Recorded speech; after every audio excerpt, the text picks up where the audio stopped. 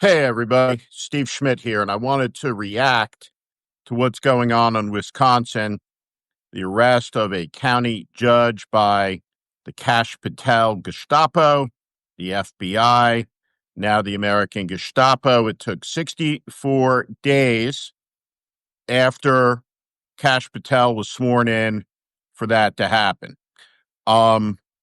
This is an ominous event. This is a lawless administration. And we know that this arrest by the FBI is not legitimate because of the tweet that was sent out by Reichsfuhrer Patel that he quickly deleted. Now, common sense tells you that the director of the FBI does not make ministerial announcements about the arrest of a judge in Wisconsin. This is about politics. This is about an abuse of power.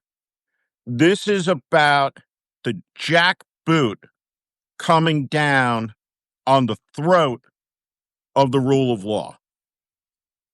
I led Chief Justice John Roberts' confirmation in 2005, 20 years ago, for George W. Bush when Roberts was nominated to be the Chief Justice. I am appalled at his weakness. Chief Justice Roberts, during his confirmation, sat there and he talked about the U.S. Constitution. And what he said was that all of the freedoms that we have in America are prescribed in the Soviet Constitution. I didn't know that. But he went on and he said that it is the tradition of the rule of law that is the difference. And so the lawless Trump regime is in open defiance of the Supreme Court. Each day, the pathetic White House press corps watches Donald Trump sign performative decrees as if he was a king, dressed up as lawless executive orders, and they posit questions. Does Trump have the legal authority of a dictator, as if it is an open question? Can Donald Trump do as he please? Does an election with 49.9% of the vote give somebody the power of a Caesar? Has our democratic tradition been immolated? Has 250 years of liberty out the window? Because for the first time in American history, whether it is the rancid Laura Ingraham on Fox News, whether it is the odious Megyn Kelly, there is an argument being asserted and being made that people in the United States can be shackled, that they can be chained, that they can be pushed into a van by hooded people, shoved into a trunk or whatever, and disappeared to a concentration camp. And that's what it is in El Salvador. That's what's happening in America. So we should know a name in this moment, and that name is Avner Less. Now, some people say that it's inappropriate to talk about Nazi Germany because Nazi Germany, if you reference it, well, you're losing the argument. Well, those people are naive, and they're also probably ignorant of the history of Nazi Germany beyond the outcome, the murder of 11 million people in death camps. They probably don't know that Auschwitz was late to the killing because it couldn't get the sewage treatment plant stamped by a German water bureaucrat. That's how Auschwitz opened. It took Adolf Hitler 20 years to start the killing of the Jews he hated. The putsch was in 1923. When Hitler got out of prison in 1925, the New York Times wrote a story, and the New York Times said that Hitler had retired from radical politics. Hitler became chancellor in 1932.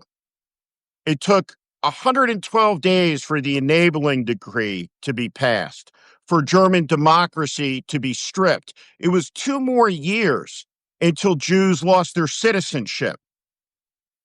It was another 4 until Kristallnacht. 5 until the World War II began.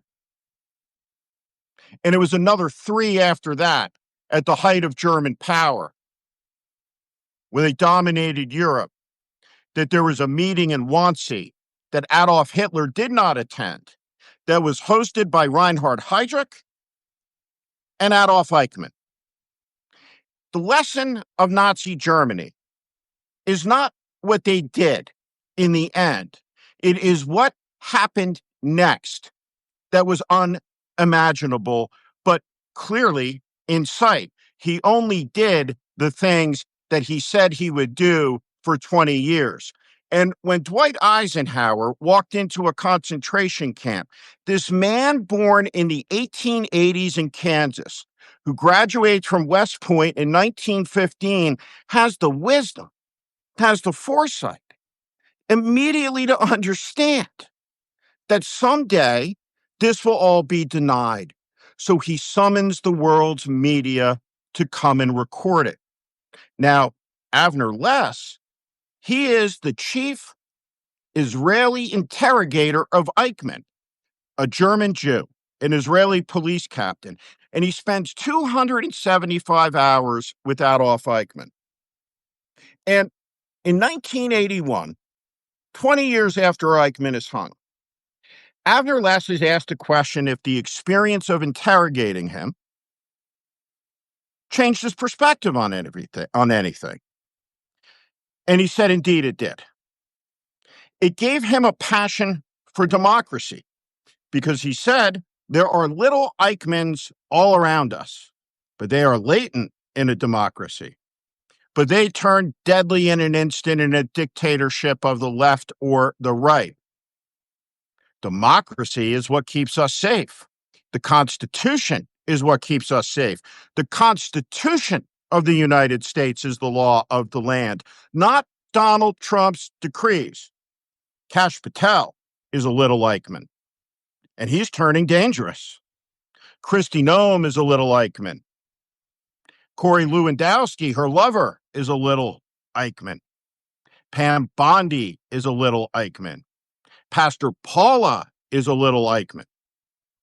This is an administration of little Eichmanns. Carolyn Levitt is a little Eichmann. All of them.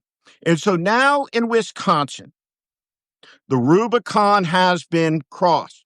Let us understand, yes, the FBI is the premier law enforcement agency in the world, or it was.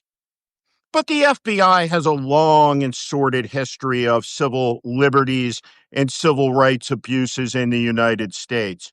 And this law enforcement agency, in this moment, has been transformed. It is Gestapo. It is a secret police force. And it has arrested a judge in a moment when the country is under assault from a domestic enemy within that has declared that they are above the law in violation of Supreme Court orders and are saying there is nothing that we can do about it. And if they wish, if you speak up too loud, you'll be in El Salvador in the concentration camp. No, we will not tolerate it. And so what I want to say to all of you with 2,000 people on just spontaneously is get ready. You will be called as American patriots, all of you and your friends, to take to the streets, maybe to travel if you can to Wisconsin.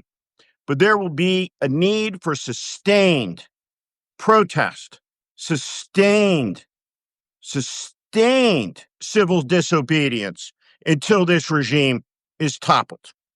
It will be toppled from power in 4 years' time, but it must be defenestrated from its abuses of powers much sooner than that. And here's the deal. The Democratic Party needs to stop fucking around. Democrats need to go out and to face the American people with whom they have lost trust, to apologize, to say, we hear you clearly, and we understand what it is that we need to fight for. We need to fight for American freedom. We need to fight for the Constitution. We need to fight for ordinary people all over the country to look down on nobody and to lift up everybody, to stop the hyphenated American crap and to embrace all of us as Americans who love liberty. We are in a great contest in this country now. There are two sides. There is the American side and there is a fascist side. And that fascist side is trying to burn down what George Washington, what Thomas Jefferson and James Madison and Alexander Hamilton gave us, what Harriet Tubman and Sojourner Truth and Frederick Douglass saw the possibilities within, that Martin Luther King and the movement redeemed.